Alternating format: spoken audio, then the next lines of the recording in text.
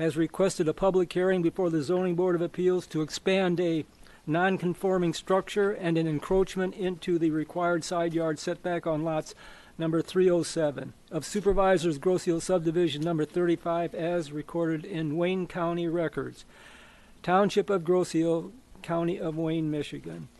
Okay, what we do, we'd like to get the applicant to come up and address the zoning board, gives your name, the address, and if you're talking in, are you the owner of the property?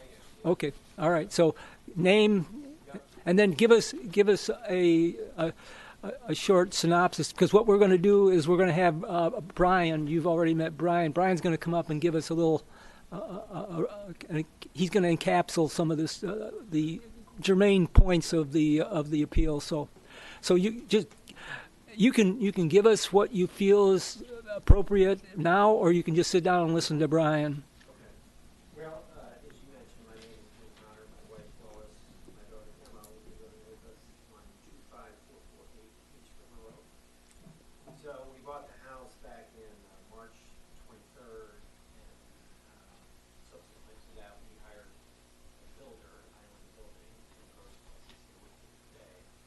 We kind of refurb the property and make it some changes that we wanted to make for our daughter in a wheelchair. So we did some changes. We went through the house and started deconstructing that. The area where we did the bump out, which is the question there, in its original state, there was some water leakage there, and we found some black mold there.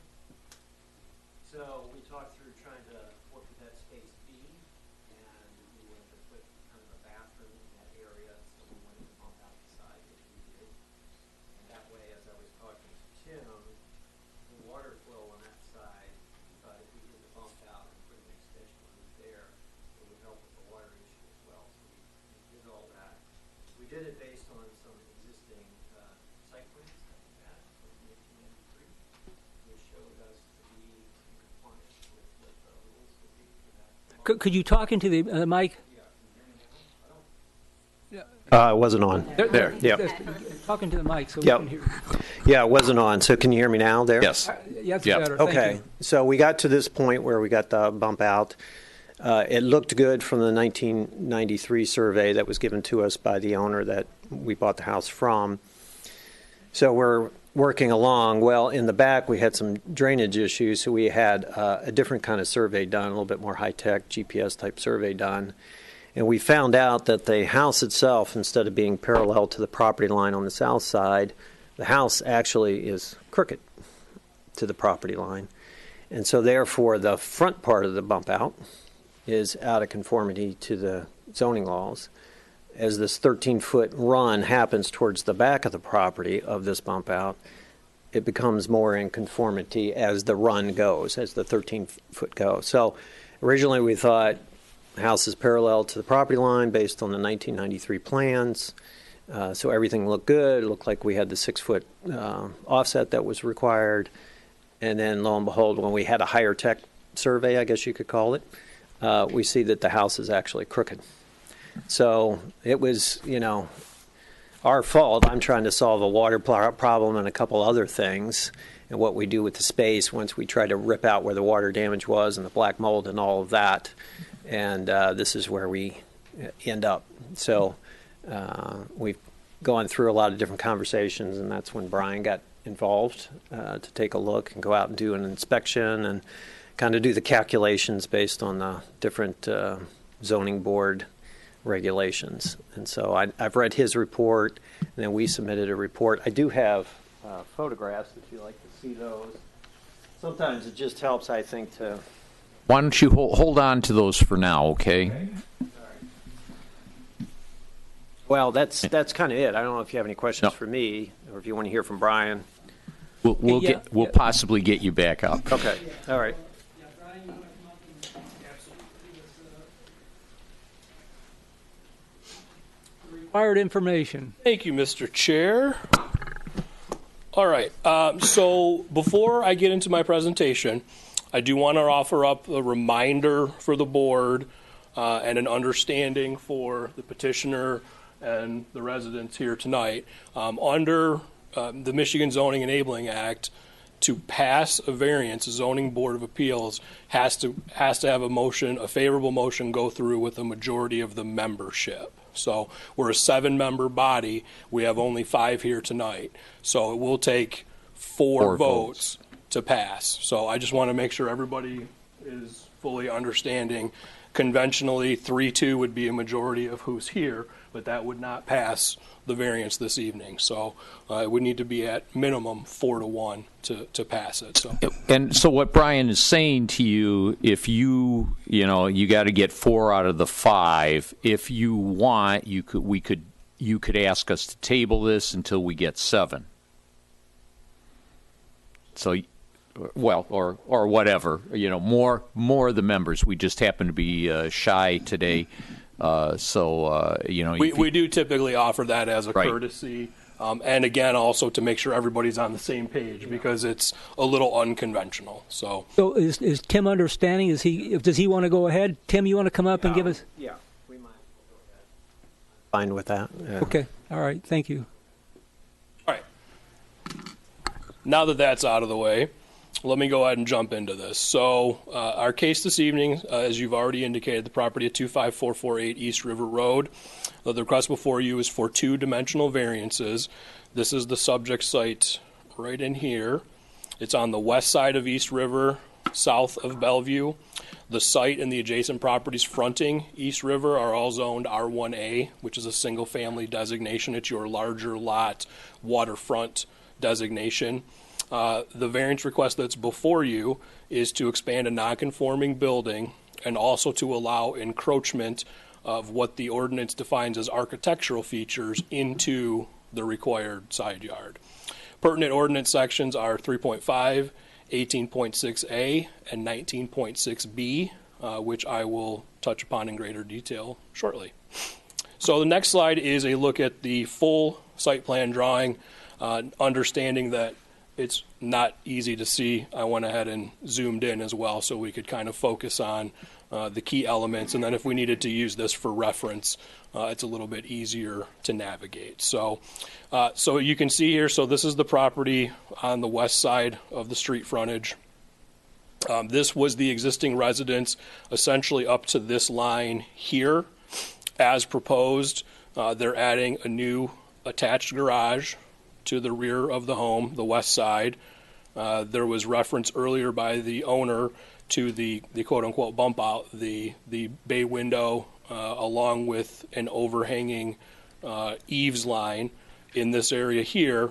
And then there is a small porch addition towards the street front, part of which is a covered but not enclosed porch, and part of which is more of a at-grade terrace, if you will. So there's a little terrace off of this front entry here, and the porch being the actual structural addition off the front here. And I can go back to this plan at any point if we want to discuss anything further.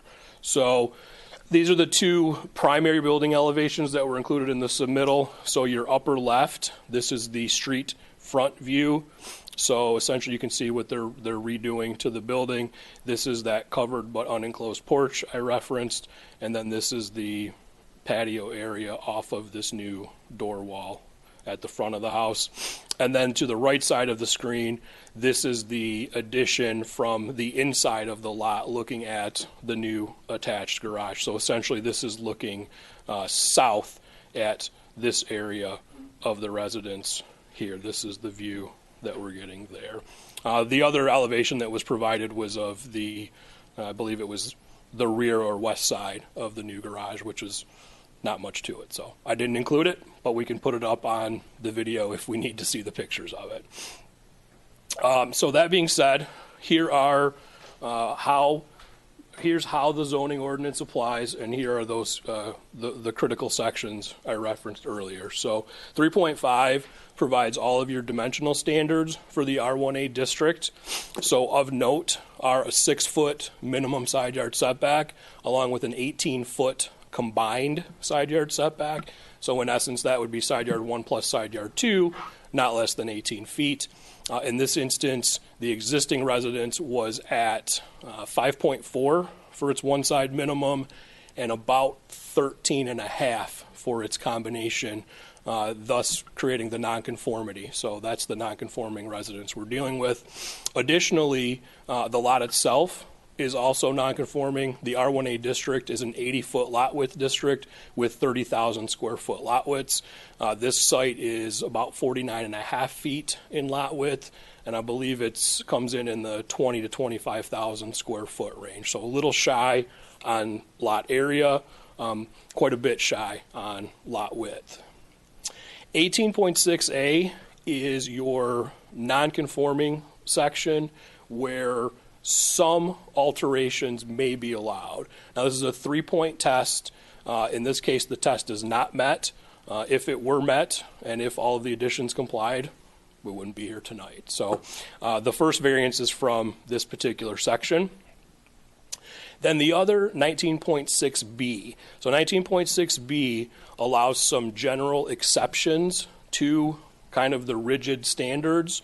And in this instance, this is an allowance for side yard encroachments of bay windows, overhanging eaves, architectural features, cantilevered elements, etc. So on that south side, again, I'll go back to the phrase that was referenced earlier was the bump out, but this is a cantilevered bump out with a roof overhang extending off of it. You'll note my review letter, I did not have the roof overhang included because I wasn't aware of it until the letter was done and packets had been distributed. But that being said, I did try to notify you, so hopefully you all got that additional piece of information. So in essence, what 19.6B says is a pretty common requirement. I'll be honest, I'm not a big fan of it. I wish it were a little more, it was a little easier to apply. But in essence, it allows 2 inches of encroachment for each 1 foot of setback provided. It's a pretty common ratio in a lot of different communities, and this has been in place for as long as I've worked with the township. In this case, there is slightly more than the allowable encroachment of this bay window and overhang eaves. So that's our second variance. At its maximum, it encroaches 1 foot beyond the projection that would otherwise be allowed. So in essence, they are allowed a 10-inch projection into that side yard with the roof overhang plus the bay window portion. The maximum encroachment is 22 inches. I think I've got that in my next slide specifically. Yes, 22 inches. So that is a 1 foot variance from that particular section. Right side of the screen, 23.5B provides the standards upon which you are to judge this case, 1 through 14. We've talked about this before. Some of these are semi-redundant. However, in order to pass this, it would take a favorable finding on these standards. If you were to deny the request, then we would want you to demonstrate what is not compliant or not met in your motion. Pretty typical stuff here. So now into the kind of the nuts and bolts. So this is a summary of the case and of my review letter provided to you. So the proposed garage and porch additions both comply with current dimensional standards. However, given that the test for expansion of a nonconforming building in 18.6 is not met, that does require a variance. So in essence, even were it not for the additional projection here, any expansion of this residence would have been before the zoning board for at least one variance. So they really can't do anything other than internal modifications or repairs in terms of the ordinance without a variance from this body. So that's the first point. The second point was also referenced earlier by the owner. So the residence was built on a slight angle. As you move from east to west, it slightly increases along the south side lot line. So this point is the nearest, and this eastern corner, the easterly corner, if you will, that's where the greatest extent of the projection is. So that's the full extent of that variance. That's a 12-inch or a 1 foot encroachment. It does lessen slightly as we move to the west. Sorry, I keep going back and forth on myself. So that's a 15 to 22 inch projection. So on the west side, it's 15 inches into the requirement or beyond the requirement, whereas 10 inches is allowed. At its worst, it's the 12-inch encroachment. So the 10 inches is where we're measuring the standard from, because that's what would be otherwise allowed under ordinance. So in terms of the second variance, the only alternative really would be to somehow modify that portion of the structure or to remove it altogether. It is already built, I think, as we're all aware, so that does somewhat complicate matters. But given that modification could potentially improve the situation, I would like the petitioner and maybe more explicitly his builder to speak to you all tonight about any alternatives, any modifications they could make to this structure that would improve the situation, either by eliminating, which may be difficult, or at least maybe reducing the extent of that variance. And just off the cuff, I don't know if the roof overhang can be pulled back slightly. If it can, then that would reduce the extent of the variance, but that's something that I want to discuss further with the petitioner and the builder. Back to the property itself, so that's really where our focus lies in terms of determining whether or not a variance is supportable. The 49.5-foot lot width is quite narrow, not only for this district, the 80-foot district, but also for this neighborhood in general. Many of the lots that we looked at for lot coverage purposes were quite a bit larger than this site and quite a bit larger than minimum R1A standards. So this neighborhood in particular has some larger lots. This is, in the R1A anyway, this is definitely the smallest lot and narrowest in this particular neighborhood.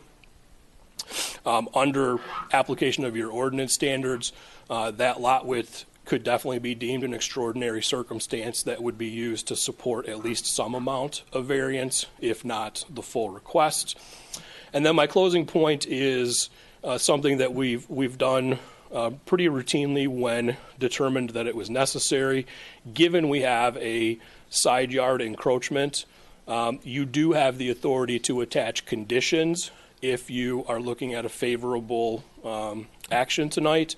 And the only thing I put forth was the idea that you could include a condition, if you were so inclined, that some additional landscaping or some element of screening would need to be provided to help mitigate the projection or the encroachment, in particular of this side yard area on the south side of the house, that is specifically. So, Mr. Chair, that being said, that's all I have at this time. Happy to take any questions or Brian, turn it back to the applicant. If you could, if you would, the bump out. The roof is one thing. The actual bump out itself, we've talked about it being 12 inches. 10 inches of that is the roof. If you could just talk 10 inches of the sorry. Okay, so if you could 10 just talk inches about that. Of the 12-inch variance is the roof overhang. Not the bump out itself. Right. The structure itself, the bay window, at that corner it projects 2 inches beyond the original or beyond what's allowed. So that's why my original review letter identified it as a 2-inch variance. The roof overhang is included in that very same section. So that does add 10 inches to that. Right. To that. Yeah. Pretty good with, tens and twos. That's easy math. Mitigation would be basically, if I would take a guess, is the roof would be the thing that you look at, right? Well, that's mitigation, why I wanted to bring it up for discussion. I am not a builder. I am not an inspector. I am not the building official. So if there's a magic number behind that 10-inch roof overhang to keep it safe and keep water from, coming back in and creating a situation that they were trying to mitigate, I don't know if it could be cut back. Even a few inches is less variance. And, our whole purpose is to only approve the minimum amount of variance necessary. So if there is an option that even reduces, may not fully eliminate, but even if it reduces the extent of the variance sought, then I want to make sure we exhaust review of those alternatives.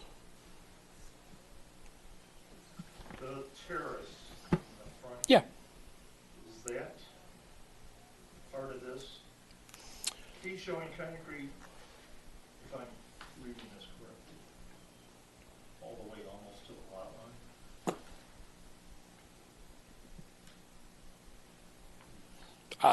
line? I don't think it doesn't go much beyond the house, and it's an at grade. It's at grade pavement.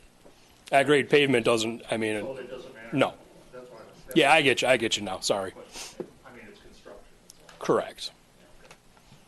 Does not alter the variance request. Yeah, I just wanted to be clear.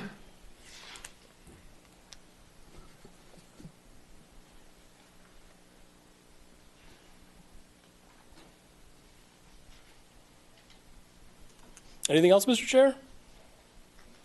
Questions? I was wondering if you would pass around your photographs. They're a little bit bigger, aren't they? If we can.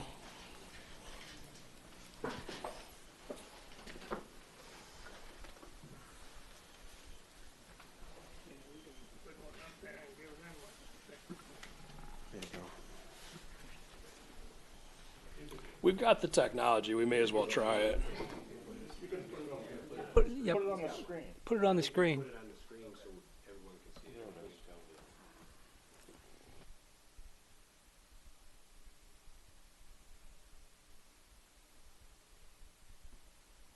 So this isn't my photo, but you can see this is clearly the bay window.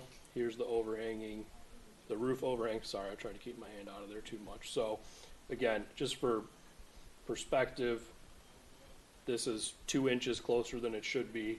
With this included, it's a foot closer than it should be. Did you have any other photos you want me to put up there, or you can swap them? I guess if you, okay. You got a question, you gotta come up and talk into the mic.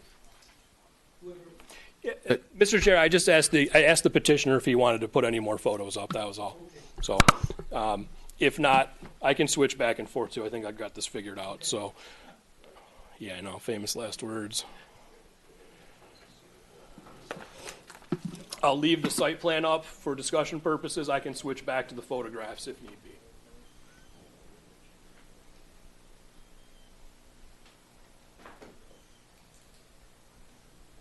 Okay, Tim, you want to come up and give us your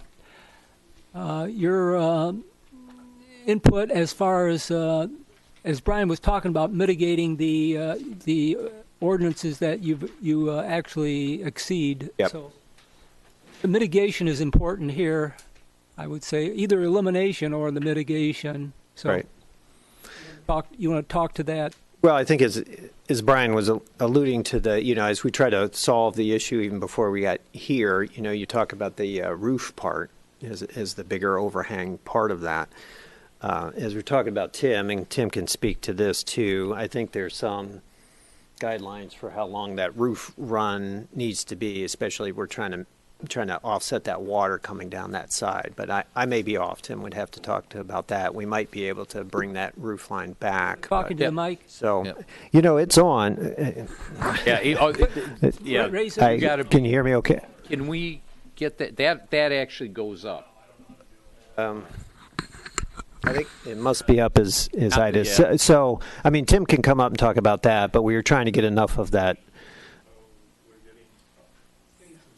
Okay. Ah, there we go. It's going to have to go a lot more for Tim, I think, here. 2 Tims. So we really tried to work through, that roof part of it, to see if we could bring that part back and how that works with the water situation too. And so Tim might be able to talk to that. And so as we were trying to work through that, we hadn't really thought through the 2 inches on that one corner yet, how we might be able to do that based on where it's at right now. So, Tim, did you want to talk about that for a minute? You want to come up and give us your name and what your affiliation with the owner is? My name is Timothy Grossgloss. I'm the builder for the Connors, and I can add some info. If we can, Brian, I don't know how we flip back to this picture. So this, by the way, I've been building on Gross Hill for 33 years. This is the second time I've asked for a variance. And, you know, if we had known all this information initially, we probably wouldn't be here. But this project's all complete as you see it, and that's when we received these complaints. So then we did further investigation. So this thing is really ready to side, insulate, and drywall. So it's, you know, really a hardship that all that work is done. And we did have a permit based on the best information we knew at the time.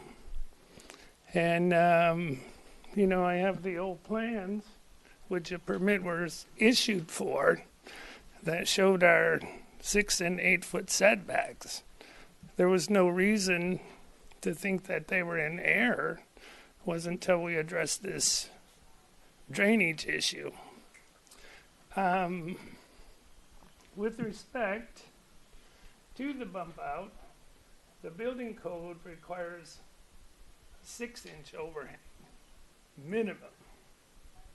But in my opinion, it's inadequate, and normally 1 foot is minimum. And the problem here, it's hard to see, but this is a very low sloped roof. So it's at a pitch of about 412. And that's what caused the water damage into this wall. You know, there's nowhere for the water to go. So by extending this bump out, it got the water out of that teeny tiny slope where there's no flow for the water. As far as mitigating that, now I'm a builder, so I like to make things look nice. Part of making things look nice is being consistent. And, you know, having a 1 foot overhang, usually that would be on the whole house, which we have. You know, making 1 6 inches, that's how things start to look like additions instead of integrated into the project. As far as, this is a very narrow house, and this bump out is a bathroom for Emma. So I can't really move that because you won't have room to get in her special shower. I mean, even 2 inches were like minimum.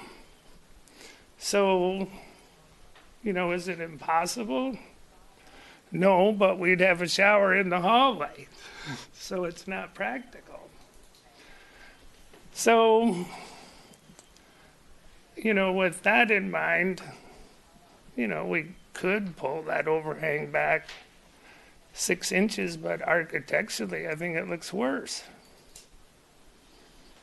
But it should be 6 inches minimum to meet the building code. And as far as, you know, moving the bump out 2 inches, that seems kind of ridiculous. You know, it's all plumbed. And I would point out that since this is a bump out, there's no foundation under it, so it doesn't affect drainage or anything on that side of the lot. And the other thing, and I know this isn't variance worthy, but if that bump out was gone, we'd have like this monstrous straight side, and it would look terrible. Having the bump out gives us a break, so our plan is to have cedar siding on this bump out and the whole front of the house, and it gives us a good place to break that. If that was a flat wall, you know, you can't have siding and then lap siding. and have it look good. So I guess in my opinion, the unfortunate encroachment is minimal, and I think the ordinance allows a variance. I want to ask you a question. Mhm. The existing low slope roof that is behind the bump out doesn't have a 6-inch or a 12-inch overhang, correct? That's correct, but, well, that's not true. In the photograph, we can see it looks to be just, the photograph submitted Right. by- But, right here in this photograph, it's just the slope of the existing roof. right, but the 6-inch overhang is only required at the bottom of the slope. Okay, and then, so the next question then is, the existing structure that is to the west of that bump out, which you can see in some other photographs, that has a 6-inch overhang, not a 12-inch, correct? Now, that I don't think is true. I Well, do know that on the back of the slope, on the west side of that slope, that there is a 12-inch overhang. That doesn't help. Well, let me do this for you, Mr. Grouse, because we had a correspondence from Scott Georges and Meredith McLaughlin, and there were some photographs attached to their correspondence, and one of them shows, and I can give it to you if you'd like to put it on the overhang. One of them shows the bump out, but as well as the existing structure to the west that was, I think, is the original house before the construction. Am I correct in that? Yes, you're correct. That was the garage, that was the garage. Correct, and that's my question, is all I want to know is what's the overhang? There's a little bit of a shadow there on that. If you could push that drawing or that picture up just a little bit, you can see where there you go. Yeah, Okay, there you go. so that existing brown structure that's to the west of the bump out, that doesn't have a 12-inch overhang there either. It has a 6-inch, am I correct? You may be correct. All I know is that I was asked to measure the one on the bump out, so I measured it at 10 inches. I didn't measure that other one. But the reason why I'm asking is because your point that you made was that you would like it to be conformity. The rest of the house has a 12-inch overhang, but in essence it doesn't if that existing garage is at 6. Yeah, that may be like a 6 or 8 foot piece. That could be smaller. Correct. That Okay. existing garage is now gonna be a dwelling place. Correct. So would you be anticipating water damage there? No, this little area that we're talking about is really an old transition space between the house and the garage. So it's only about 8 feet wide from the house, and then the garage gets much wider. So the garage has a full 12 pitch and 1 foot overhangs, and that was existing, as was that little piece we're talking about. So that's a pass-through there, that. Wait, Well, yeah. no, It's part of the house, but it's Right. narrow. that's not where the bump out is. No. So you're saying the water damage occurred, why? Well, see, Craig, and if you picture the bump out gone, see this little space right here? Sure. So the water sloped from here and from here. So it's that. Well, it ran down the wall, behind the siding and into the wall. So shouldn't you fix that roof? Well, we have with this overhang. But Because it hits that overhang and goes out further. Correct. It runs it off. So that did cure that problem. And then on the back side of this, you know, what we can't see, there is a 1 foot overhang, like there should be, or 6 inches. Is there any plan to gutter this roof line on this bump out or leave it as is? Well, we can gutter it or not gutter it. I mean, it would be better to gutter it because our plan is to take that water in drains and get it out of there. Brian, if they gutter it, does that then encroach further than the structure? In other words, if they add a 6-inch gutter, do we now have an issue with 6 more inches of encroachment? Yeah, I mean, any further extension, we're already beyond what the ordinance allows. So. Even with a gutter? But Well, the reference is overhanging eaves, and I would include the gutter within that overhanging. But eaves, yes. if you cut back the overhang and put a gutter on, you'd take care of any problem of water going down. Yeah, I mean, you'd still, so you wouldn't, I mean, if you cut it all the way back, which, we're not necessarily saying, but if you added the gutter, whatever, 3, 4, 5-inch gutter, that adds into Correct. the thing. But Yeah, I mean, we start playing a bit of a shell game where, Right. I mean, if it's a 4-inch gutter, we need to add, but if you pull the 10-inch overhang back to the 6 inches and then add the 4-inch We're at the gutter, same place. we're back at the same place. So at that point, it's, Okay. But you can reconfigure the roof. You can change the pitch on that Existing overhang. structure. And you can put a diverter plate up there, and you can stop that. And you can cut it back. Well, the overhang can be cut back, but I think And you could change the roof. And you can take that water wherever you want. It's your choice, because you think it's architecturally better. I believe those were your words. I don't know. To make it look a certain way. Yeah, But you could change it to make the water go wherever you wanted, and you choose not to. Well, I would disagree with that. That's a very difficult situation right there. And that's why it I didn't say it wasn't difficult, I said you could do it. It failed before. And What failed? The bay failed? You're getting water in there now? this portion of the roof drained down the outside wall. falling behind the I side. understand that. So we're talking about the roof that's over your bump out. Right here. Yeah. No, he's talking the existing. I know. Okay. No, I'm just Yeah. talking about bump out. So the water comes down the existing roof now, okay? And then you let it go onto your bump out roof, correct? Okay, at that point, you, the builder, have the ability to change the slope to take that water to the side if you so choose. Well, I disagree with that. Why? I don't know how I would do it. You change the pitch on the roof. But that doesn't work. Yeah, it does. Well, It could. we can change the pitch of this roof. and make Not it that better. roof, the roof over the bump out. That's all we're talking about, sir. Well, yeah, we could cut this back, and it would still work. I agree with that. But we need something here to get this over the wall. So, for sure, we need something there. You have the ability to change that roof, is what I'm saying. The roof over the bump out.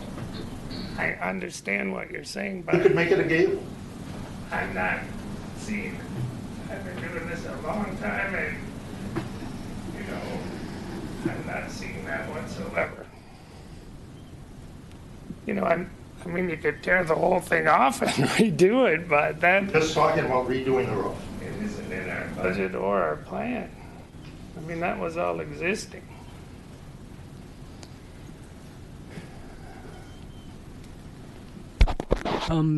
As things stand now, what I'm hearing you say is basically that what we see before us now, that with the roof, the bump out and the roof line on the bump out is what you feel is adequate. That's what does the job.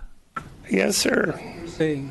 Yes, sir. As a builder, And then the mitigation would be impractical? well, I can cut that back to 6 inches, but I don't see what it gains us, and certainly in appearance, it won't help the look.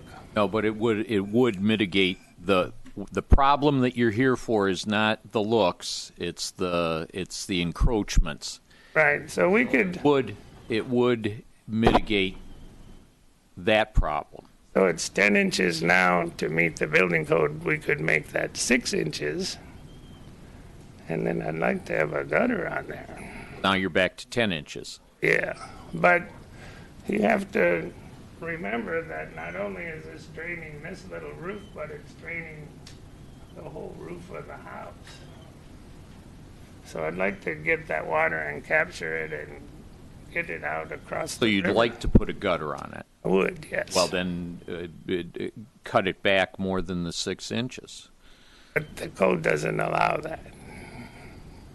He's not a builder. I don't think he knows that No. code, but it does require a 6-inch overhang.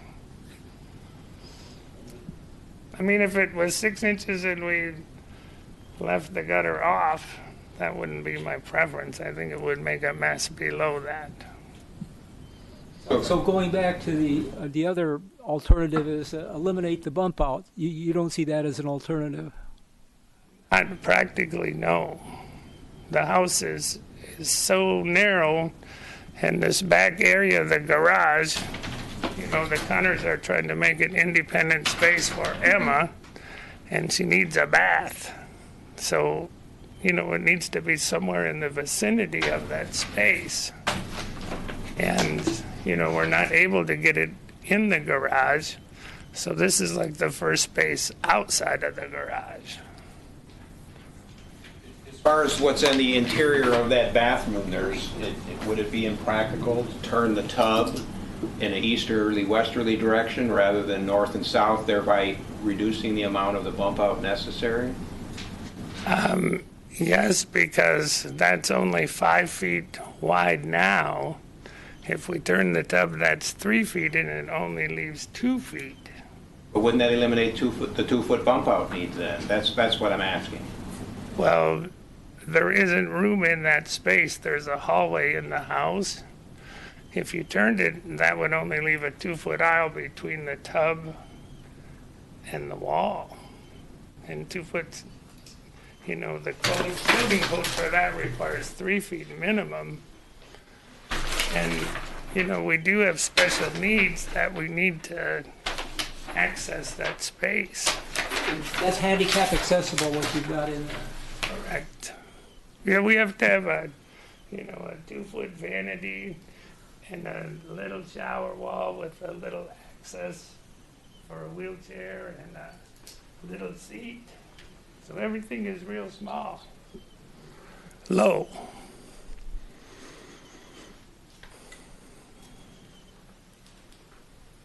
I guess, you know, my feeling is and you'd have to speak to the owner. Would he be comfortable saying that they would allow us to vote on just leaving things as they are? I mean, that's basically what I'm hearing.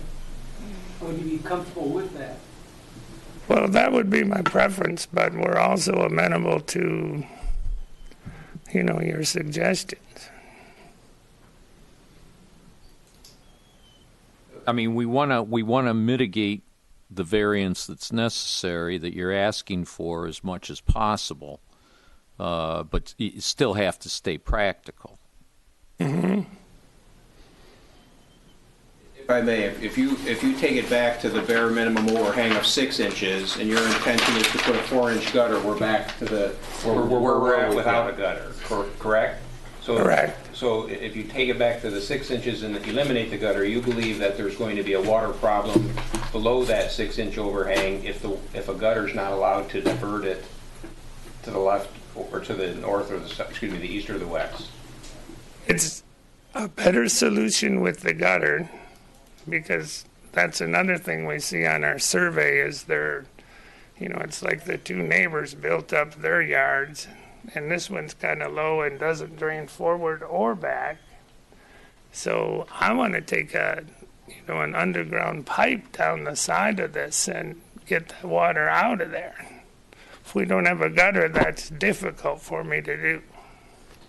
You know, it's better just to have a gutter guard on that, capture the water and pipe it out of there.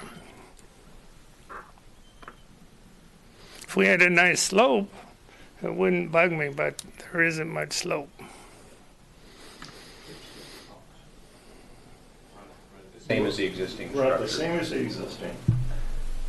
you put a scupper or something here, take that straight down and into his pipe. I've done it before on much bigger projects than this.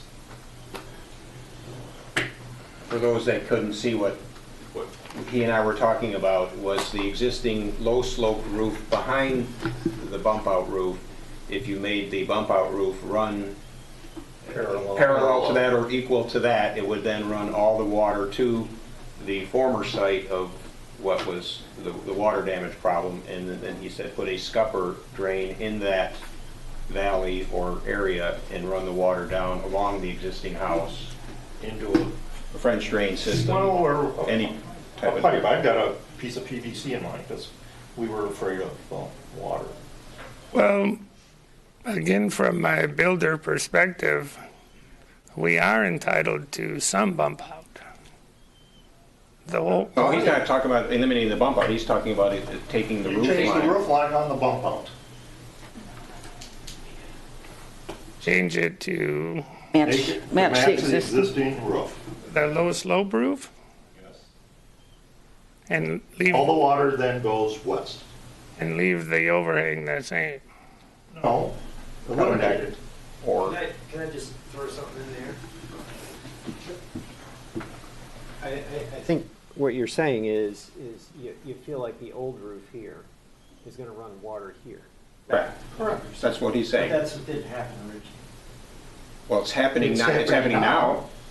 Right, the water's coming off the side, not Correct. into the back. That's what we're That's talking what about. we're saying. So you change the slope on your If you bump match out. the slope, it doesn't, it runs it back down, it just moves the water problem a foot. Correct. That's all it moves it. And it moves it to this corner. And then you provide a conveyance to get rid of it. He's saying eliminate the overhang, match the overhang on the existing structure, and then put a water diverter system where all the water is going to run to. Am I correct? That's exactly right. That would look absolutely horrible. And it solves your variance problem. And it eliminates your water problem. And you're not putting water on the neighbor's yard. We're not going to We're not put putting water on the We neighbor's can't. yard. They're higher than us, Yeah. and we're going to get that water out of there. So there is a solution. I've got water coming from the north neighbor into my yard now. So we've got, to his point, we've got water coming from both sides into our space. Yeah, I disagree with the scupper idea and anything like that where we have ice and we have these low slopes. It's nothing but problems just like we had before. So that's my opinion. I don't know if you guys have any more questions for me. Kim,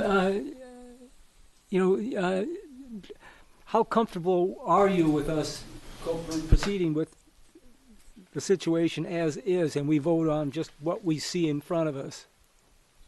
But, you gonna say something? No, go ahead. Say something. Does this say, could we talk about it a little bit? Yeah, my wife wants to talk about it for a minute. Is that okay? Sure.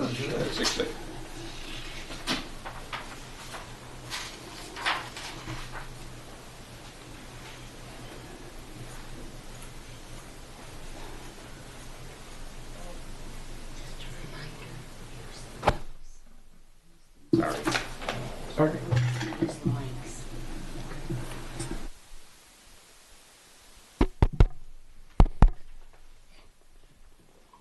Yeah, Jim, would you mind just having a vote on it the way it is? Is that okay?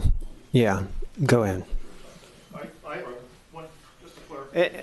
The neighbors from the south there, you brought up a letter and some pictures that they sent over? That's what's on the projector screen there was from Okay. the Georges and the McLaughlin letters. The what? Okay. Yeah, the pictures come from them. Can I clarify something, Mr. O'Connor? Yeah. You referenced a higher tech survey, in your words. Yeah, I don't know surveys that well, but this was described to me as a GPS survey. I don't have a problem. Yeah. So you're implying there was a previous survey? Yeah, Tim's got that. Yeah.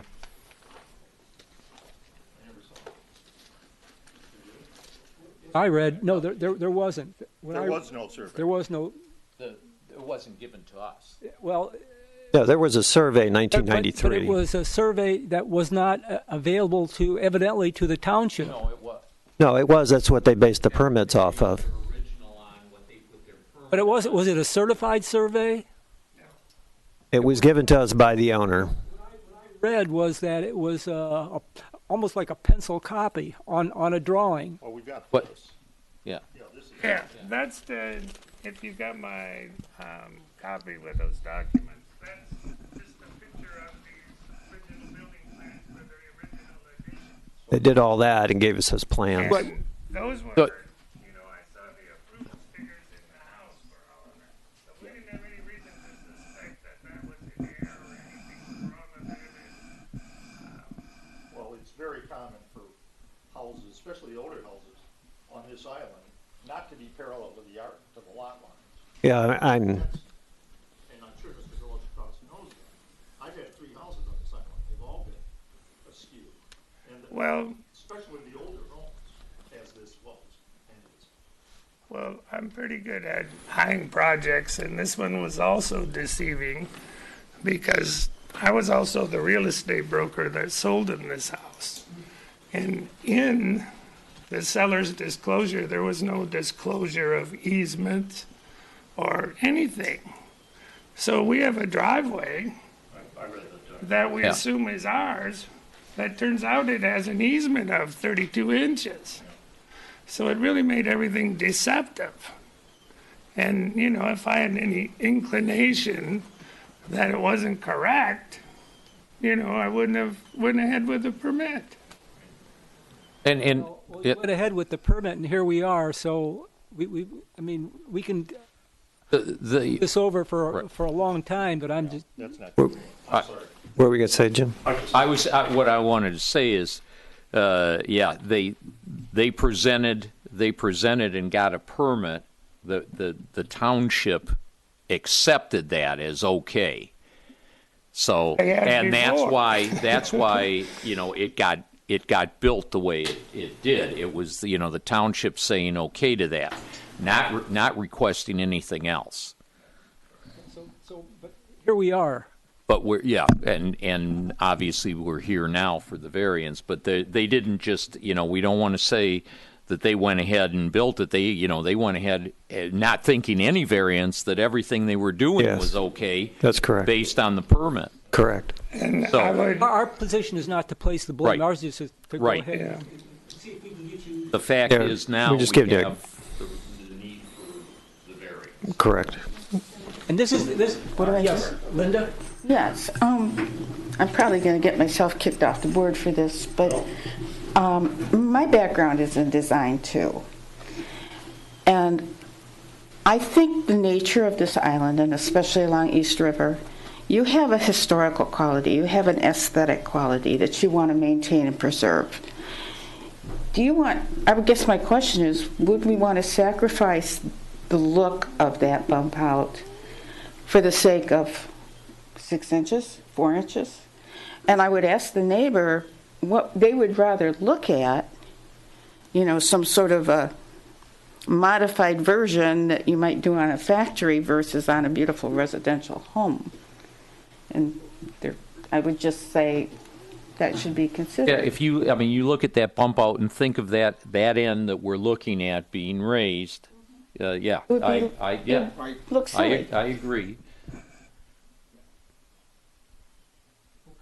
I try to build nice looking stuff, you guys. Well, and yeah, again, when the looks is not the problem. We're not here asking for a looks variance. We're trying to take care of a problem. It all goes back to the water problem. You're trying to solve the water problem, the issue that, and this bump out with the roof line extended, in your opinion, does the job.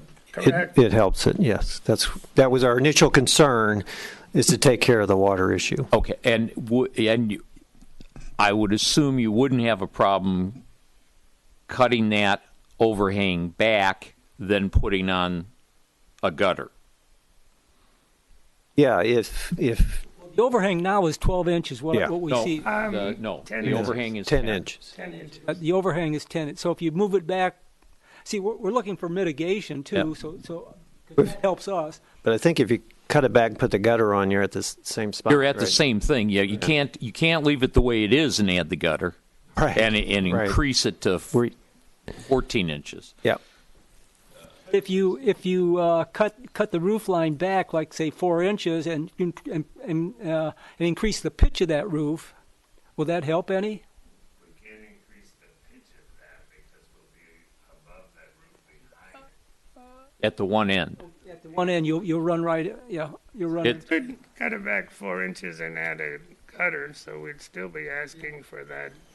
I mean, we'd still be where we are now. Right. So you could say you can't go any farther than that, and then we'd have Right.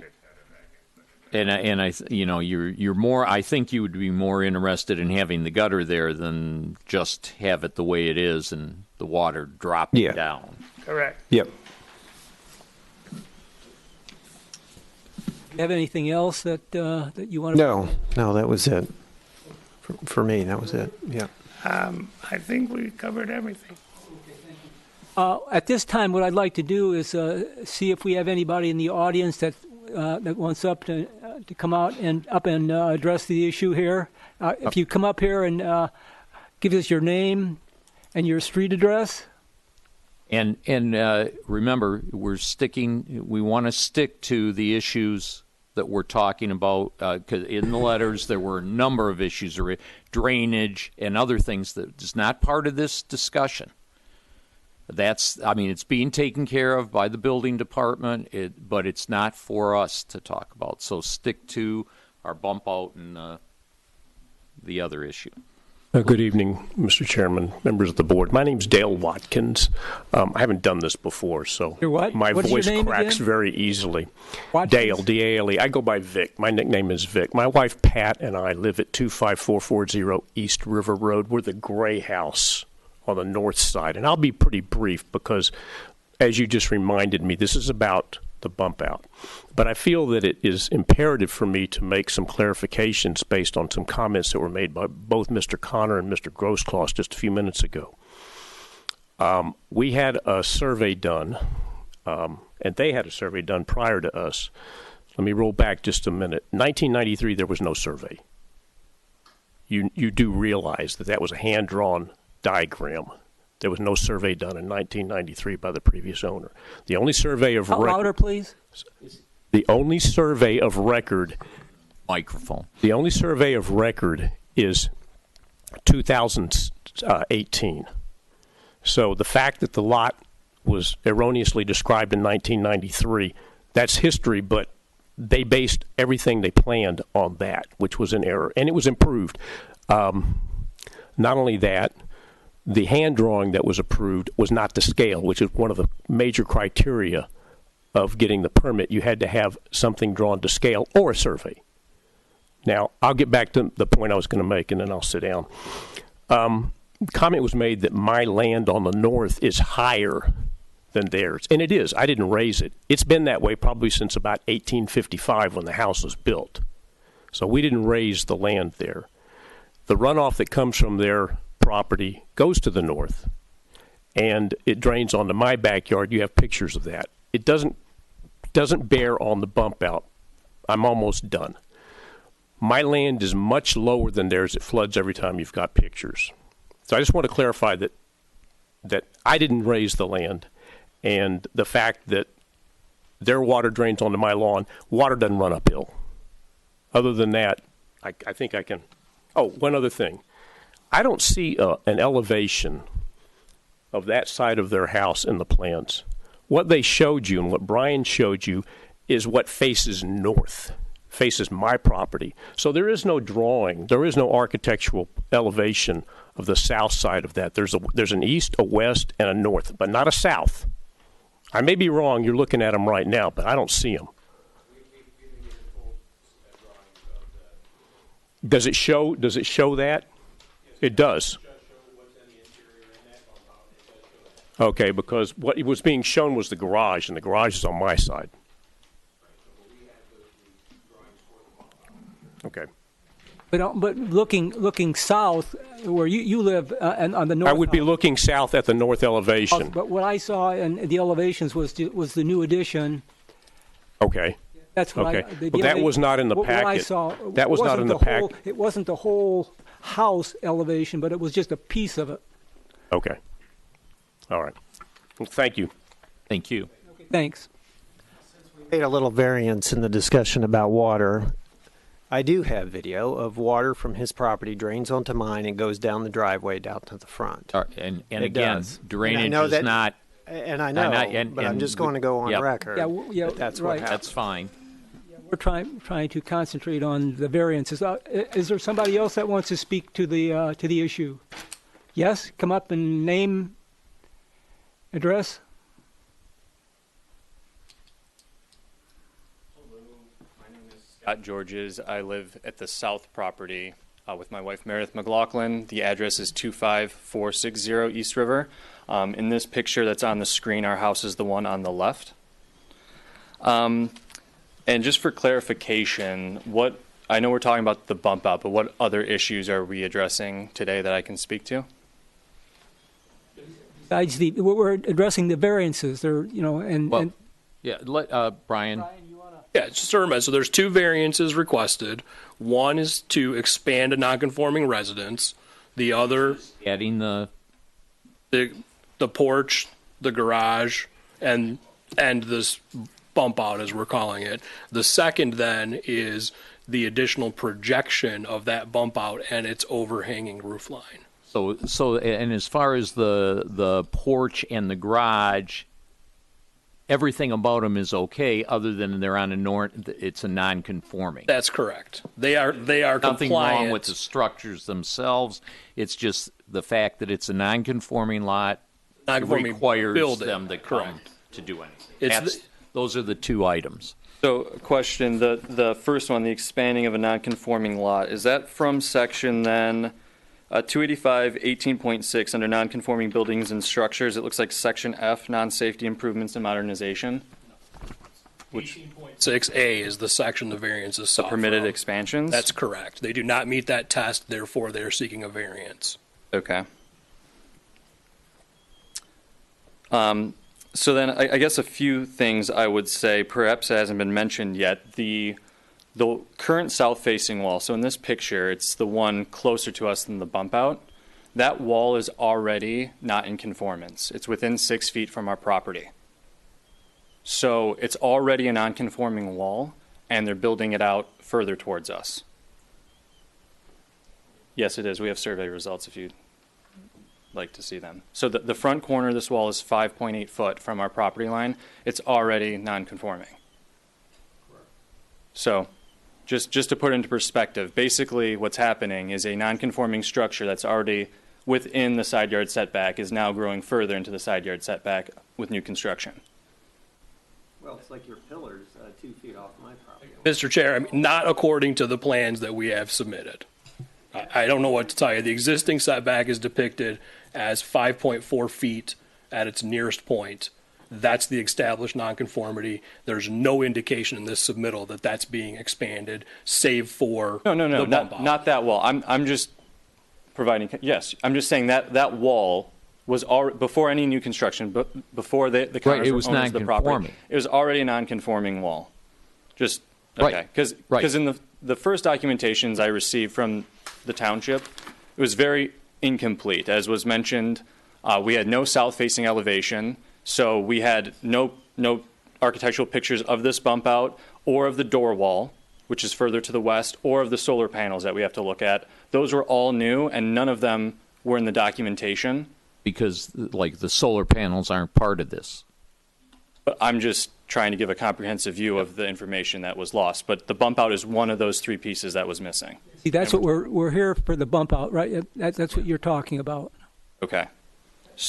And if you can address that.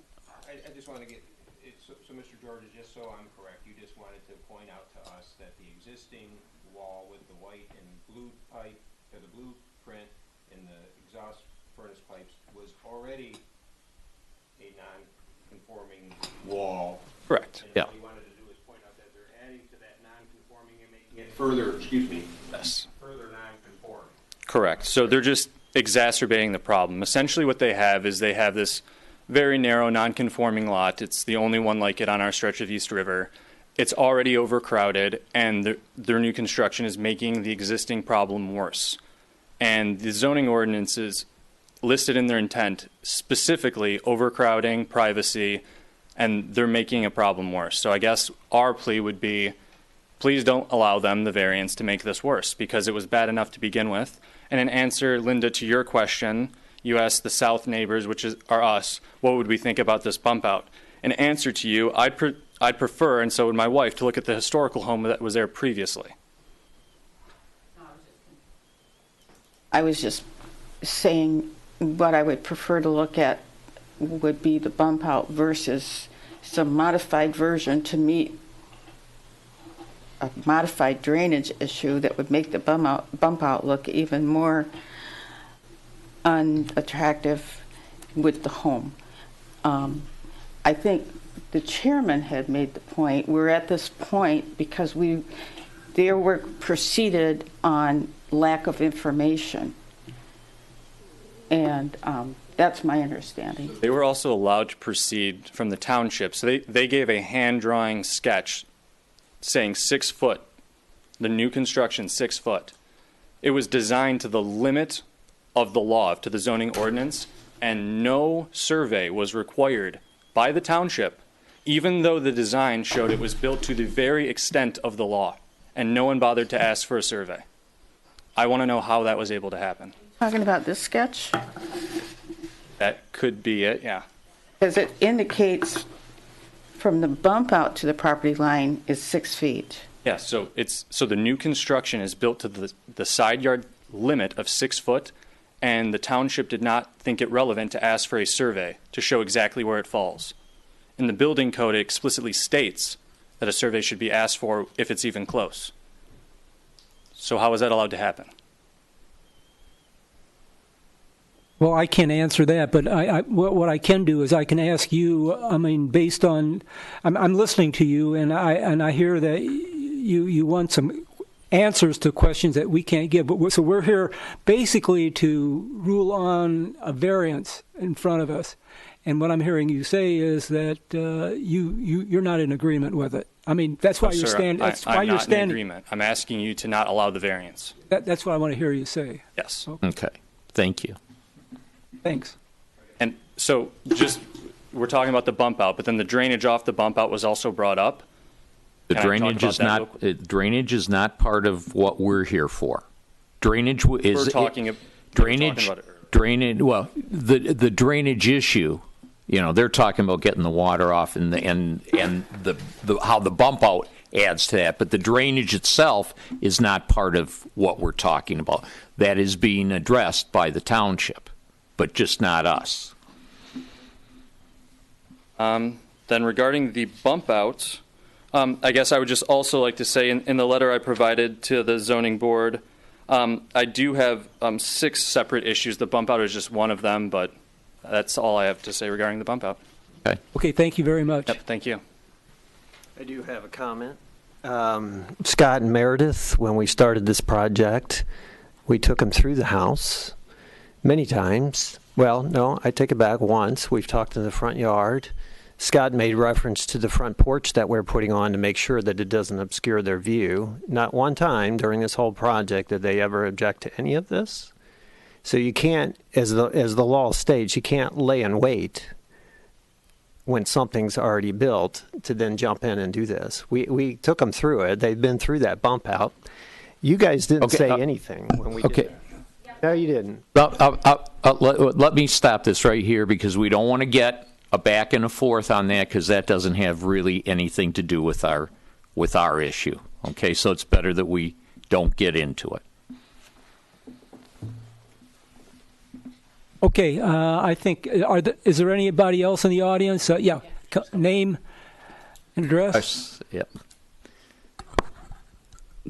My name is, can you hear it? Is it? Okay. My name is Therese Hunter. I live at 25630 East River Road. My house is approximately, 4 to 5 residency south of this. I came this evening because I believe in this process, and I would like to acknowledge you, Mr. Chairman, and the rest. Can you talk louder, please? Louder? Yes. Okay, there we go. Yeah, I'm usually asked to tone my voice down a little bit, but Mr. Chairman and members of the committee, of the commission, thank you for giving me this opportunity to speak this evening. Unfortunately, this situation, I feel, does not promote positive neighborly relationships, no matter what the outcome of your decision is going to be. And my question as a resident of this community is, where or to whom does the responsibility of due diligence lie in adhering to the zoning ordinances in the first place? And I agree with the comments that Commissioner Bailey made, asking the builder the availability that he has and chosen to make the decision of the slope and the design of the construction. I don't feel personal architecture aesthetics inside and out should be a reason to grant the variance. Neighbors of the South should not have to bear the burden of the mistakes made by the builder and the process and the negative impact that they feel the encroachment brings to their property. And respectfully, I do feel for the residents of 254, or the potential residents owners of 25448, because perhaps they were not given the proper guidance along the way. And, respectfully, I don't think this decision should be decided on emotions. And therefore, the residents do rely and depend on this commission to make the right decision. And based on what I have heard this evening, I'm not in favor of granting the variance, and someone needs to take responsibility for putting these two residents in this position. Thank you. Thank you. Do we have any other participants in the audience that want to speak to the problem, to the issue? Okay, hearing nobody, I think what we'll do is we'll have a discussion here. We'll talk about do we have any issues that the board members want to talk about before we get to a motion? I would just say this is one of those typical situations where no matter what we decide, there's going to be somebody who isn't happy about it, and that's an unfortunate thing.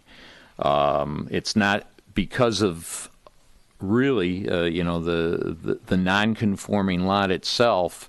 Usually it adds to the people around it being unhappy.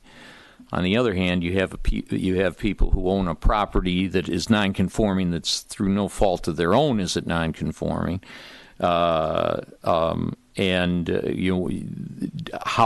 far do you go to stop them from doing things that anybody else would do?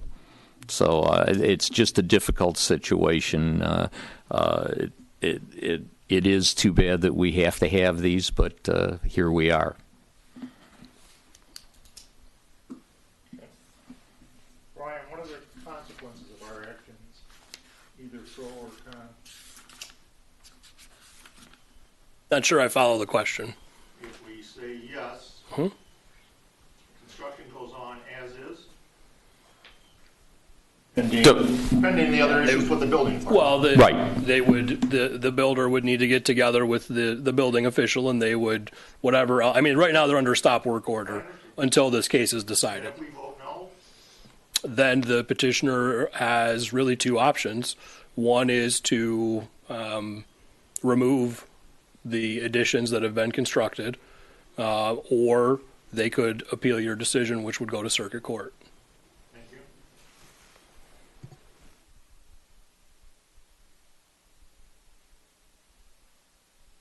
Else? This is, as Brian was saying, it's kind of a difficult situation. Every once in a while we get into the point where we hit a roadblock, and this appears to be one where the construction went ahead without proper information. That is very unfortunate. very unfortunate. But we, as a board, have to address it, and we have to do what we think is right. So with that comment, I think we ought to see if we can get a motion, and then we'll vote on the motion. Well, I'd put forth a motion to approve Appeal 19-001 with the modification that they cut back the overhang and to allow for the gutter that they want to put on, but not to increase the encroachment that they have currently without it. And you know. Can you clarify that? Right. So right now they just have the overhang at 10 inches. Right. And you're saying they're going to cut back whatever is required. Well, and we can say, you know, to cut back to 6 or whatever. You know, we could come up with something, and not to add more than a 4 inch. You know, like cut back to 6. To make it conform, how many inches do we have to go back? Oh, Fully conform? Yes. to fully conform, you have to go back what? Entire roof overhang then plus the easterly 2 inches of the bump out itself. So the roof line's got to come back 12 inches. Yep. Well, the entire structure. This is 10 inches. The bump out itself is another 2 in encroachment, so you'd have to cut off 2 inches of that, and no overhang. And considering the fact, I mean, considering the fact that what that is, what that, you know, what's in there, the bathroom. To me, from what I've heard, it doesn't sound practical. I mean, you can do that, but then it renders the room itself impractical.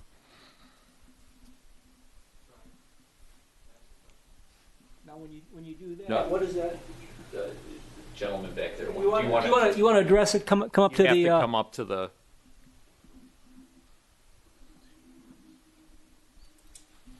I missed the provision that allowed it to only be 2 inches. That was the encroachment. And can you explain that again? Yeah, so it's 19.6. Architectural features are allowed to encroach into a side yard setback no more than 2 inches for each 1 foot of setback provided. So in this case, they've gone beyond the allowable projection. Some amount of projection is allowed, but not the full extent of what they've proposed. 19.6. Do you have the specific section within 19.6? I think it's 19.6B, if I'm not mistaken. Correct. Yeah. Okay, and for architectural features. Bay windows and overhanging eaves.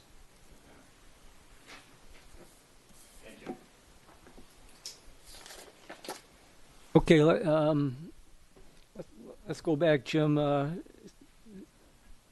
Tell us again what the motion is. Excuse me. You know, to approve the appeal with the modification that the overhang be taken back to 6 inches. And allowing a gutter no more than 4 inches wide, so a 3 inch or a 4 inch gutter. I'll support. Mr. Chair, 2 inch variance on the bump out. it's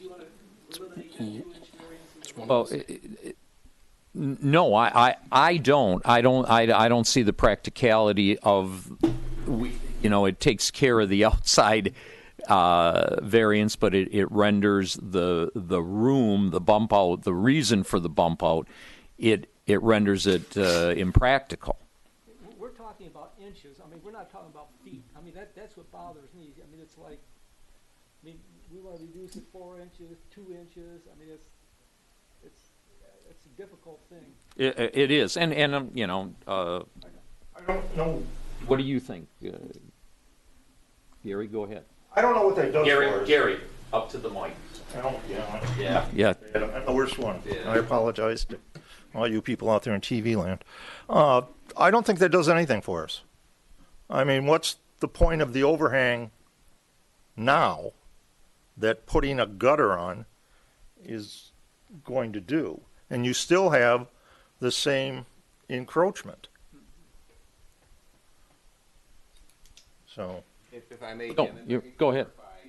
So your proposed motion is to essentially approve what they have, but make the roof line go back to 6-inch overhang, adding a 4-inch gutter, which puts it in the picture that we see, but with a gutter.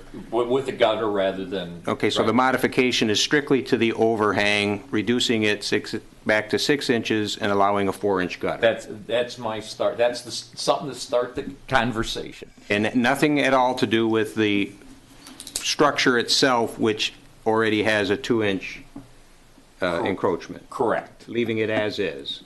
Am I correct? Correct. Okay. Correct. So where's the mitigation? He's Well, not. I am not. My offer is.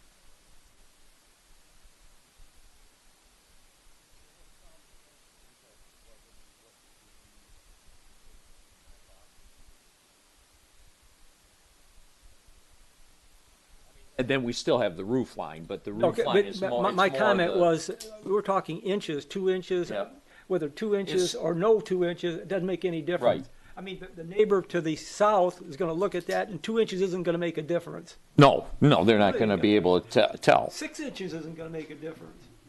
I mean, what they're concerned about is the encroachment of the whole structure. Yes. you Well, wanna- it is. I mean, the encroachment is the 2 inches.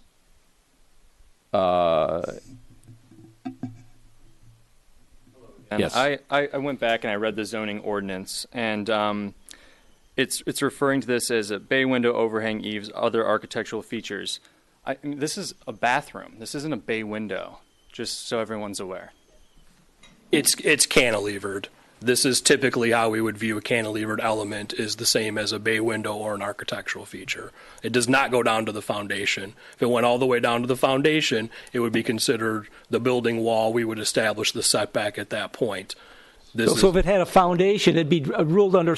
Maybe rather than bay window, it's a bay. It's a cantilevered element. It's a bump out. Yeah, It's a bump yeah, out. it's a bump out. Cantilevered bump out. Yep. And that's all it's. So that's what we're looking at. And I am part of basically leaving the way it is because the township did give them a permit. It's there because we gave them a permit, not because they went and built it and then came to us. They thought they were fine doing it because we said they were fine doing it, and then we decided to change our mind. They chose not to get a survey. Well, They chose not to do their diligence. the township also chose. And the township approved that. And there were Yes. two mistakes. Yes. You want to give your name and But my name is Lois Connor. I'm also the homeowner. To our point before, the information that we were working off originally, we took in good faith from the previous owner. We had submitted these plans, submitted the permit. This whole house is for Emma. Emma has turned it in. She has become an adult this last year. She needs her own space. So we were interested in this property because it provides her her own personal space. This bathroom, I understand what you're saying about the inch or 2 inches. When it comes to handicap accessibility and getting around, inches do matter, and so I appreciate Mr. Bunny, I hope I'm saying that name correctly, but it does make a difference in the accessibility for Emma. And, we have never in my whole, I'm sorry for getting emotional, but in 56 years of life, I've never had an issue with any kind of neighbors. I'm not that kind of person. Our family is not. We're excited about coming into this community and not looking to start in with arguments or fights or anything. So when we got this permit, we want to do things decently and in order. This is not our intent to move in and flaunt this or push that, as I feel like it's being portrayed. That is not our family.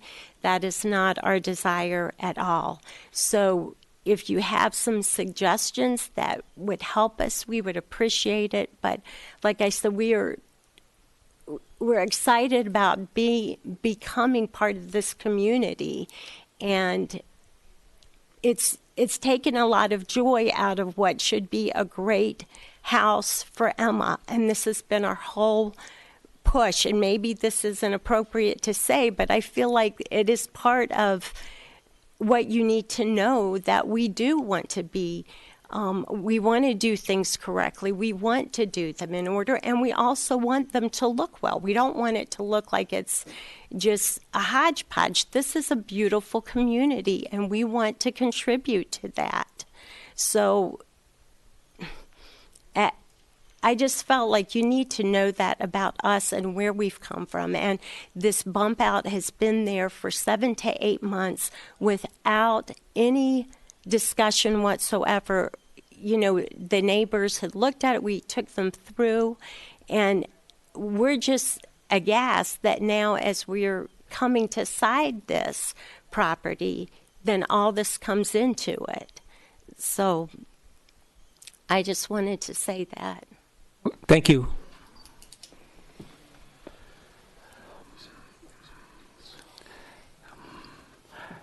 You know, I go back to the question of where I started from. You want to make another? Yeah, I'll allow it this time. But this is the last one because we got to continue. Go ahead. As long as we're making emotional pleas, I figured I'd tell our story. So my wife and I, we grew up on Groseal. Families still live on Groseal. It's our hometown, and we love it. We've worked very hard to obtain our house. It's a beautiful home. We've always been neighborly and never encroached on others' property, and have always done everything right and by the books. So, currently, my wife works near 7 days a week, so we can afford this home while I'm a full-time student in the Boston area. I was late here tonight because my flight was delayed, so this is not only a great inconvenience for me to have to fly back and forth all the time from Boston to deal with these issues, but of course we're incurring the additional expense of the attorneys we've spoken with and the survey that we had done showing that, they are indeed encroaching on our property and breaking zoning ordinances. And I guess what I would ask is that these zoning ordinances are there for a reason. They're there to protect homeowners like my wife and I, who have done everything properly, who have worked hard to earn a home legitimately, who have never encroached on our neighbors or done anything of the sort.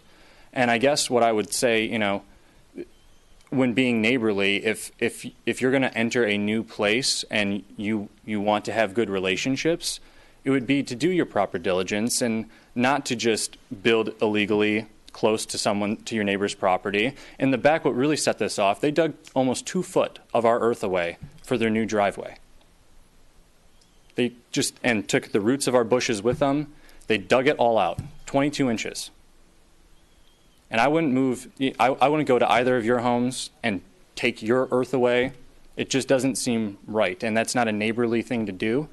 My wife and I would certainly not do it. And so I hear their plea that they want to be neighborly, and we want to be neighborly as well, but we really feel like we're on the defense here because it's our home that we've worked very hard for that's being encroached on, and we're losing our privacy, and we have our neighbors right in our face now, right immediately in our face on this property line. And like I said, this bump out is just one of 6 different issues I have. And I know this is not the forum to talk about all 6, but it's quite aggressive what they're doing. And we would just hope that these zoning ordinances are actually here to protect us and are upheld.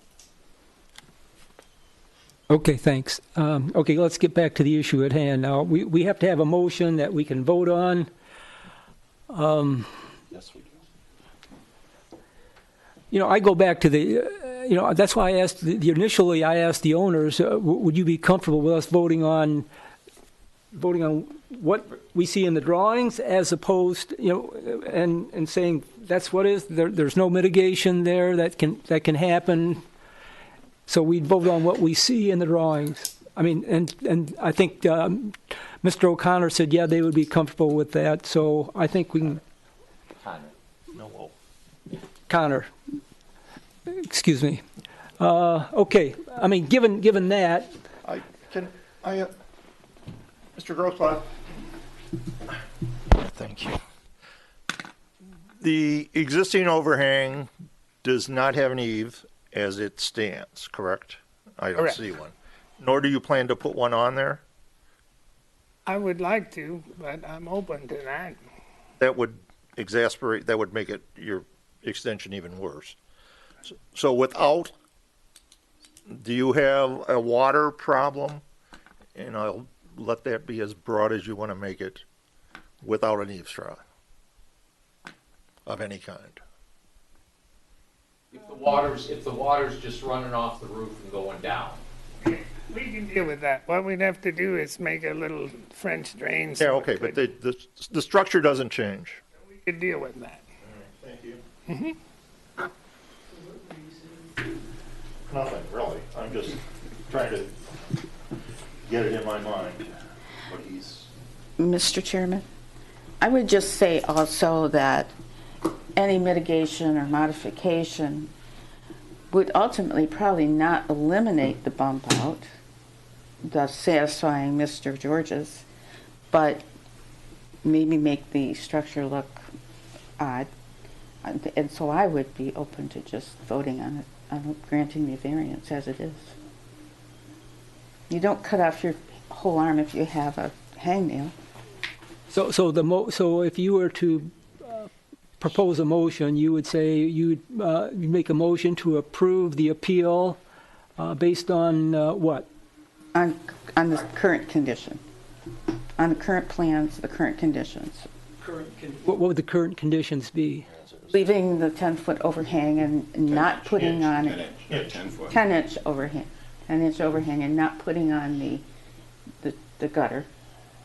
And with the assurance that any flooding problems in the future would be taken care of. Well, that's a building department issue. Okay. Right, that, I mean. The that- drainage, yeah, and you're correct. And I guess with that, actually, with that, if you decided, the homeowner decided they wanted to do a gutter, they realized they'd have to cut back. They can't add on. So that, I mean, that simplifies what I said. Like, what? Yeah, I think what you're getting at is it's essentially the encroachment as it is and as is requested. If they want to try to modify the design, They gotta go the other way. but it still that plane has to remain the same. It has to remain. So whether it's overhang and gutter or it's just overhang as is, they can't get any closer. Yeah, Can't that, get in.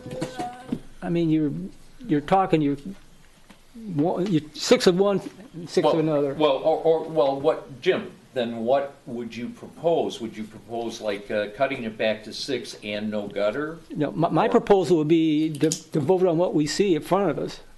So as is, As is. as we're saying. That would be my, As we're saying. yeah. Okay. What, just a point, if it's approved and the owner and his builder decide to put an eave up, a gutter up, I'm sorry, whether it's 2 inches, 4 inches, or 8 inches, they could do that if they cut the The overhang. overhang back.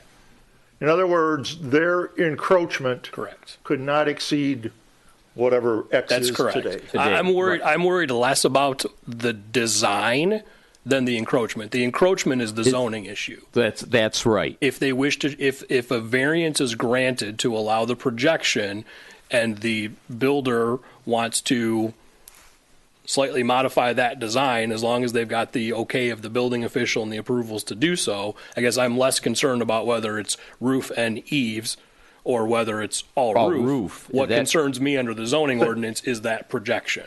Yeah, you Yeah. drop down perpendicular. Yep. Where that magic line hits the dirt, that dimension better not Correct. change. Yeah, by my math, it ranges from, it's a 5-inch to a 12-inch encroachment from west to east. So as you go back, the western corner of that is not the same as the eastern corner. Right. That's because of that. May I just add to, Mr. Chair, is if and when we do get to a motion with support for consideration, can I just ask that the motion maker include reference to, if it's favorable, that we include reference to the review standards and the fact that they're met in terms of practical difficulty? Do what? He wants you to. I want to make sure that the standards are referenced in the motion. In other words, identify the practical difficulty, in this case, the narrow lot width. Primarily. Yeah, because that's a mitigating circumstance. But identifying compliance with the standards of 23.5. Yeah, because in your write-up, you indicated that you did indicate that, so. Yeah, it is quite narrow, and that is a very important Yeah, consideration. it reminds me of Hickory Island. We have issues on Hickory. All the time, yeah. And we have a lot of odd lots on this island. Okay.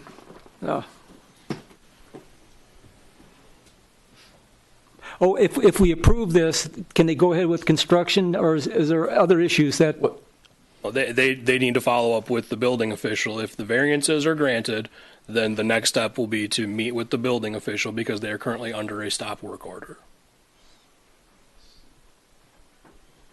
Planning's not involved at all in this, then? No, there's nothing. The coverages have been calculated, and the lot coverage and floor area ratios are met. The two issues at hand are the two variants. So it's just the building department? Correct. And the township engineer with respect to the site drainage. And the building department could change? Wouldn't change ours. Wouldn't change what we're talking about. But they have other issues. The drainage they would take care of. But the direction that the building department goes could change. I guess I'm not. Aren't you hiring? Pardon me? Aren't we hiring someone? We will down the road be hiring a new director of DPS who probably will be in charge of the building department. Yes. So. There's something I want to talk to you guys about after this. Okay, let's get back to a motion here, and I think Brian, your comment about alluding to the variances in the motion, especially the variance number 1, the practical difficulties area, because that's germane to what we're talking about here. Yeah, absolutely. I mean, that's we could do another training seminar again if we need to, but okay, so all of your motions should be tied back to the review standards, whether they're favorable or not. So the motion should would be entertain that. Okay, the motion to approve appeal number 19-001 as provided to us. And what are you saying you want added to that? We need to tie the rationale, the standards of 23.5B in the zoning ordinance, the demonstration of a practical difficulty. Relate to the standards. We go back to the standards. So I'm looking for the wording for Lori to take down. Demonstration of compliance with the standards of 23.5B. Get that, Lori? Then that's the motion. Is there Support. Did we get a number on how many are supporting? We only have one. One. Oh, yeah. Jim had the chair. You want to call for a vote? We have a motion. Okay, and a support. let's talk about it again. Can you verbalize it again? What did you say? Yes. Yeah. Motion to approve as submitted, demonstration of compliance in Article 23.5. B. Is that it's And I would say, section or article? That's a Section, not article. Yeah, because I always look at the, and then in particular, it's the practical difficulties, because I look at the practical difficulties, and that's what we're really talking what about. That's what we're talking about. So I would put in there the practical difficulties would be in the motion. As referenced in section 23. As referenced in this section. You're right. You're absolutely right, Mr. Chairman.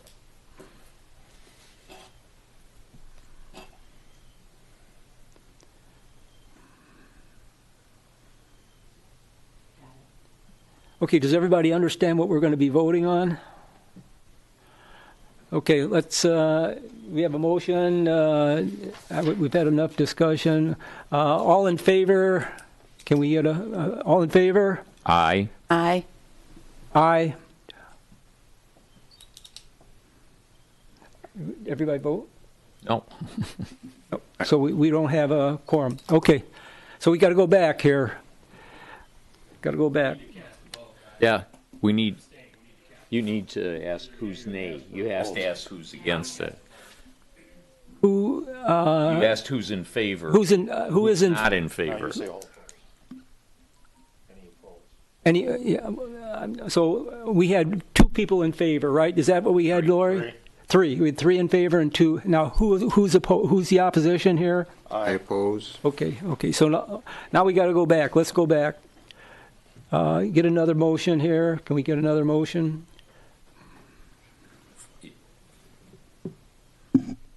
Yeah, I would ask the people who were opposed to come up. What's your motion then? Hello, Chairman. I don't have to propose a motion. No. The motion that was presented. What is? Yeah. I oppose it because the proposed applicant has not established that because of the practical difficulties or the substantial justice, I believe, was created in part based on their own attempt to build on a handwritten drawing. They've created the practical difficulty and the substantial injustice and the extraordinary circumstances. They've unfortunately created those based on their own erroneous attempt to build. Granted, it was given a permit, but those difficulties, those extraordinary circumstances were their own creation. Therefore, I don't believe they've complied with getting a variance or being entitled to a variance because they've essentially created their own issue. That's the reason why I'm saying no. And that's fine. I agree with Chuck, Charles, that when you're building a project worth thousands of dollars, that I assume this was, not to take what I consider the very ordinary circumstance of getting a survey is just beyond my comprehension based on the homes I've owned here and the projects I've worked on in other places. And the fact that it was approved without a survey is a whole nother issue. Yeah, so we can't address that here.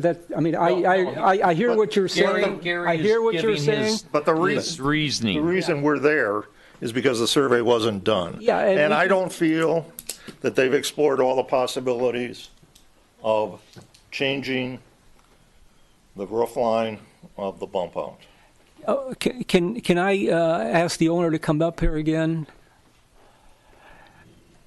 Yes. It appears that that we are probably not going to reach a decision here, and it's going to go back to you basically. Yeah. Mr. Chair, the request has been denied. Well, we have reached. We have reached a decision, but and it's basically to deny the variance. That was the decision. Yes. I asked for a point of clarification. So we have all this talk about the bump out, and that's fine if you want to deny it, but what about the other issues, the garage and the porch? Well, variances were essentially denied. That's part of the variance request. Everything was denied. But don't we have 3 variances? No, 2. Are To expand a non-conforming residence and the added projection into the side yard setback of the architectural features. So the first one that Brian just alluded to is the garage, the front porch, and the bump out, just because it's a non-conforming lot. Anything you do to it structurally, you need a variance for. The second one is concerning the bump out and the encroachment into the setback. and did we That's vote the- on both of those? We voted. Can we vote separate? Well, on those? The motion was the request as presented, And the which re- includes both variances. And if I may, Mr. Chair, a decision has been rendered. We should not continue to debate this. Okay, I agree. So where we're at now is the variance has been denied, and that's basically the end of the story here. Okay. So the variance is denied. Thank you.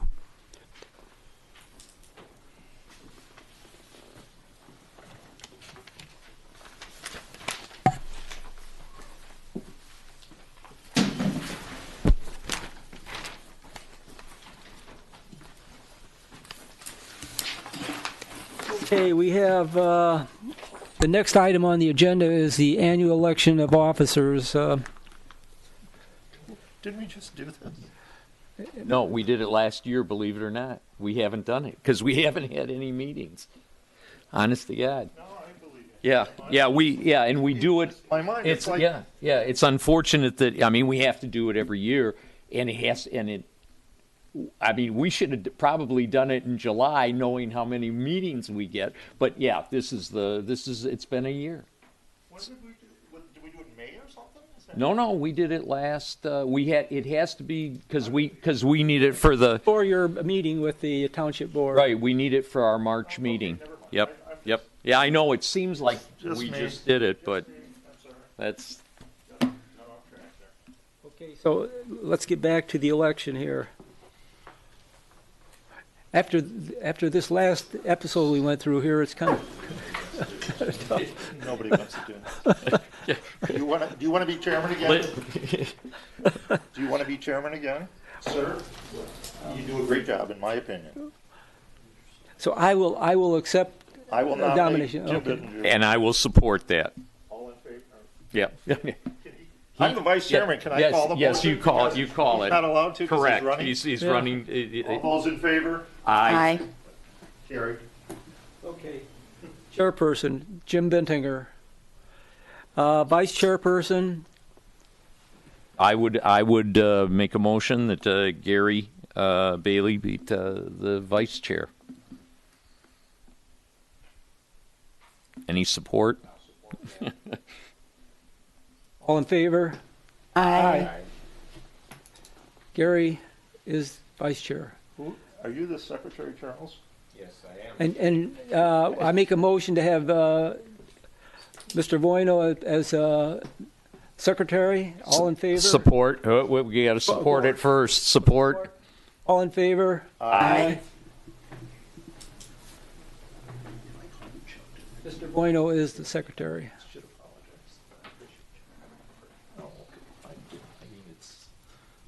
She called me Mr. Bickley. Look, my dad walked in.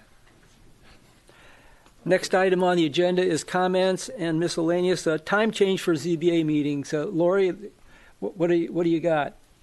Well, if I may, Lori. No, this is it's something that came up. It's actually something that's being discussed with all the commissions, and a number of commissions are moving their starting times up. There was always, a thought that, people need to come home from work and have dinner and do this. We just had a meeting last week that was basically an impromptu meeting. I mean, I called it at our last board meeting, and we had it a week later. and started at 6 o'clock, and we had two dozen people show up to it. So it is doable. The Rec Commission is moving to 6:30. There are other commissions that are moving that way. So we thought it'd be worth throwing it out again. It does help, obviously, the employees that are, Lori, for instance, that's here all day and having to stay into the evening, so it helps her out. And in our case with ZBA, they're going to show up when we ask them to show up. It also helps Brian out, obviously, because he has to drive from the east side, or he has to drive northeast, whatever, down here. It'll help him not only, starting it earlier, but get him home a little earlier. And it probably, for most of us, now the only, Chuck, Steve, it's not going to bother anymore right now. It's he's available at any time right now.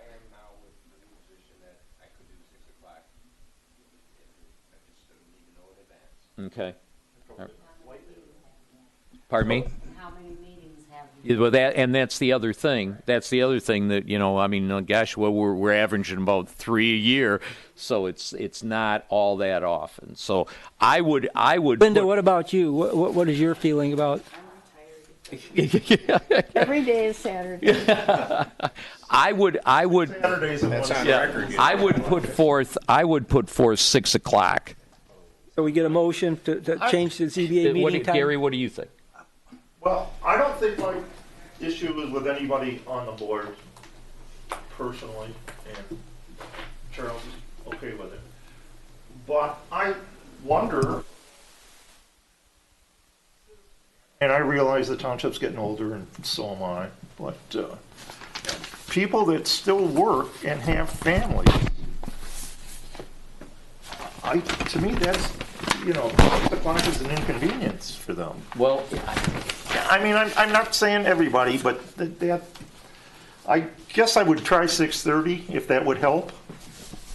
But 6 seems, I used to have a job where I worked till 5 o'clock, and I worked in Southfield or Birmingham. There's no way. But if you were going to come, if it was your appeal, you would take off and come to the appeal versus saying, I can't make it, go ahead without me. Because it is, Point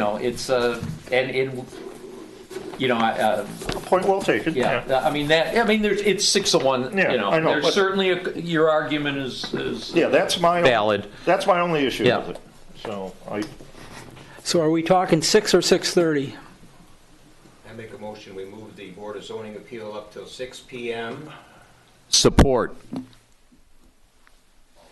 All in favor? Aye. Aye. Aye. 6 o'clock. 6 o'clock it is. Yeah, great.